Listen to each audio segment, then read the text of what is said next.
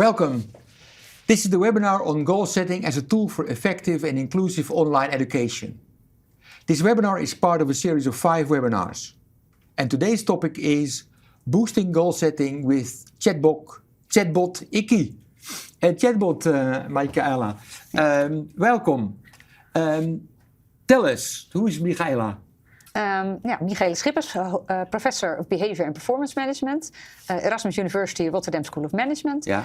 My goal in life is to optimize performance, happiness of students, but also the general society. And you use a chatbot also to do this? Yes. How did you came to the idea to use a chatbot? Actually, because we had the life crafting intervention, we talked about it a lot in the previous videos, and then I thought it's really important that there is some interactive element, because some students would write like 2 or 3 words or sentences, and then a chatbot could probe a little bit more, like, okay, what do you mean by this? Why is it so important to you? And we do ask these questions, but if a chatbot really interacts with the student, it might even enhance the success. And at the same time, in a chatbot, you can even have more elements, like students coping with stress, putting their goal diaries in there. Did you manage to achieve your goals? You can say yes or no and give that a number, but you can ask, the chatbot could ask, why didn't you achieve your goals? And why is it important, that goal? And how can you maybe, and can I help you maybe with some more coaching? So there's limitless... A lot of things.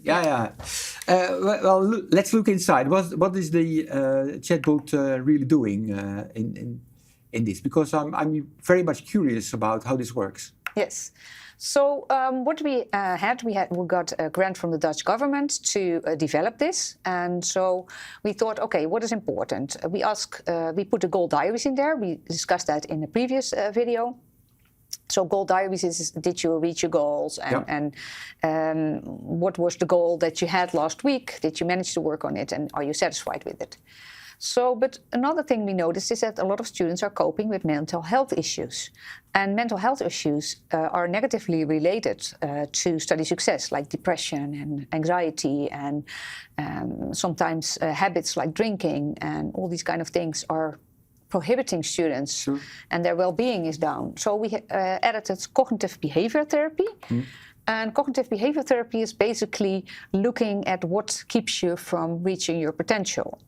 So are these thoughts that, oh, I can never make it, or I'm no good, or so can we do something about those thoughts? Because they influence your behaviors. If you think you can't do it, you might not even sign up for, let's say, the Olympics where you really wanted to participate in, or you don't even train for it, or you don't really study hard enough. So how you act also influences how you feel, so that also feeds into your emotions. And so if you change that chain, like, okay, I'm just going to do the best that I can, or I try to optimize my performance instead of, or a lot of people think that their IQ is fixed.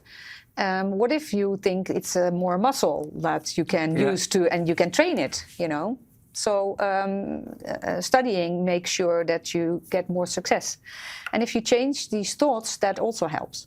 So cognitive behavior therapy is basically what a lot of psychologists use, and it has been shown to affect a range of behaviors. It helps for addiction, anxiety disorders, low self-esteem, even depression, schizophrenia.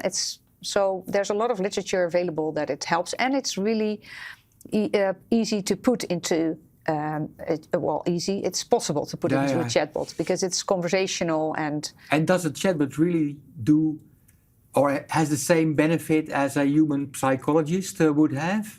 There's literature that there are very similar effects, indeed. And the only thing is that people miss the warmth of a real human being. But people see it as a kind of a buddy. Like they really feel that they're having a conversation with a real person sometimes. So there are a lot of benefits, and it's much more scalable, because you can't have a psychologist for every student. So it partly replaces the conversation, but it's not really the same. It has a lot of the benefits. Yes, well, when students really have problems, the chatbot can refer to like more specialized help. You see a picture, I think, on a slide of the conversation, a real conversation with the chatbot and a student. Yes. So tell us a bit more about how this works. What does it do? Yeah. So, for instance, a student says, "I'm really stressed out, and so why couldn't you reach your goals? I was really stressed out, and I didn't know where to start, and then it guides a little bit, like, okay, tell me a little bit more, and can I offer you some coaching? Do you really want? I can give you cognitive behavior therapy. This is what it is, and do you want to start?" And then the student can always say yes or no. Mm-hmm. They don't have to do it. Or a student says, I don't know exactly how to study, and especially in the first year, it's really different from high school. So it can offer study skills. Mm. So this is really intuitive, depending on the needs of the student. The needs of the student, it responds in a particular manner. Yes, ideally at least. Yeah. It's a little bit moderated. This was a very easy one. Okay. How do you say, a very bare one? Yeah. Before the chat GPT technology became available. So it was moderated. So there was somebody checking the answers. Okay. And sometimes it did make mistakes, to be honest. But we kept telling our students, this is a pilot. Please let us know, because we're continuously improving this. And so it's available. It's no longer a pilot. It's a working product. We never got to the real working product because we ran out of money, and then we asked for follow-up grant, and we didn't get it yet. So it is still there, but we haven't really implemented it. But is it advisable for other schools to use it then? Yeah, I would definitely advise it. Yeah. At least to make sure that we keep on developing this, because I can show you in a minute after the slides the effects that we found, which were really nice. But I think the upsides are that it's really personalized. It offers personalized coaching. It's not one size fits all. It's really engaging, and it stimulates students to be more involved in the intervention, especially also the goal diary. And it's lowering the threshold for finding help. So I shouldn't call it the pilot anymore. It's just a real good chatbot, and there might be you might get into version 2.0, but this is a really good thing. You used it in the COVID period, in the pandemic. Yeah, well, actually, I didn't know the pandemic was going to hit. No, of course not. When we started, it was September 2019, and then we started with a chatbot, and we gave 2 groups of students. It were a little over 1,400 students, and we gave all students the goal-setting intervention, and we gave half of the students, I think about half, were given a chatbot, or we were given the option of a chatbot. So, so the control group had a goal-setting intervention, and we had the treatment group who had the goal-setting and the chatbot. So that's wrong on the slide. So the control group only had the goal-setting intervention, and the treatment group had both. And they voluntarily applied for the chatbot, or were they assigned to the chatbot? We asked them if they wanted it, but a lot of students did want it. So we did have a randomized control, but they could still say we don't want it if they really didn't. But they really were eager to... Let's go into the outcome, because that's the most important one. Yes. So, of course, Ikigai, purpose in life. We saw a huge, if you look at the trimesters, we have trimesters, not semesters. So there's September, there's trimester 1, then in January, trimester 2, and then the 3rd trimester in March, I think, And then we saw a huge drop in Ikigai, so purpose in life, for the control group, so who only did goal setting. So they started out quite high in the first trimester, and then we saw that it was kept on par for the chatbot group. You were very disappointed that the ones that did goal setting dropped. Yes. But we are not sure if that had to do also because you see, like in the 2nd trimester when the pandemic hit, there was a further decline in Ikigai. Yeah. So that might have to do with it as well. Yeah, of course. This is really the corona effect. Might be. We're not 100% sure because we don't have a group without corona. We don't have a control group for that. No.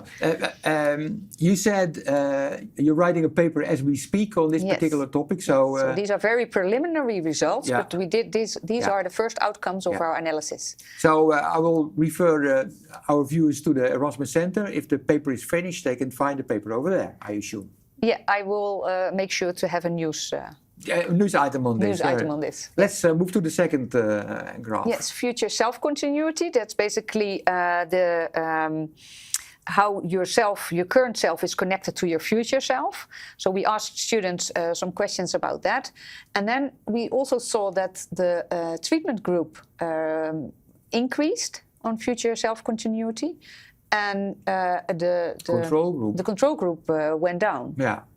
So that was interesting. It's a huge difference. It's huge. It's also a little bit blown up in the sense that it's from 4 to 4.35, but it's significant. Significant difference. So as an academic, you're really pleased with this, I assume. Yes, definitely, definitely. Let's move to the final one. Yes, and that's the corona stress. We also asked them once the pandemic hit, we asked them about how stressed out they were due to the corona, how afraid they were to get it themselves, how afraid they thought were that other people would get it. And it's interesting to see also that they were most afraid that other people, like their family or friends, would get it. So they were less, how do you say, concerned about themselves. Yeah. That was interesting. Was it a big increase? Were they indeed stressed out through corona? It was pretty high. Yeah. You don't know if it's an increase because you don't ask them before because well, you can't ask are you afraid of corona when there is no corona crisis. Difficult. I didn't even know what corona was before the corona pandemic hit. And then the graph goes down. Yes. Then you see that after the second trimester, both groups go down, but there is a significant difference between groups. So the control group has higher corona stress. As you can see, the blue line is now above the green line. So they have more stress about corona. When they use the chatbot, they have less stress. Yeah. Do you have an assumption why the outcome for both groups went down in that particular period? I think because that's the end of the year. So if our year starts in September, and then in March there is the second time point where we measured corona stress also, and we measured it also the third time. And then at the third time point, that's the end of the year, and the lockdowns were lifted in the Netherlands, I think. So it was almost vacation. So it was a little bit. I know in the whole of the Netherlands there was a kind of euphoria that we've gone through this, Yeah, a little bit of. I saw relaxation in a lot of people because they were really stressed out. You could notice during the corona pandemic. Thank you. You're welcome. This was it. If you want to know more and read about the research that we discussed, please visit the website of the Erasmus Center for Study and Career Success, or mail us at goalsetting@rsm. Thank you for watching.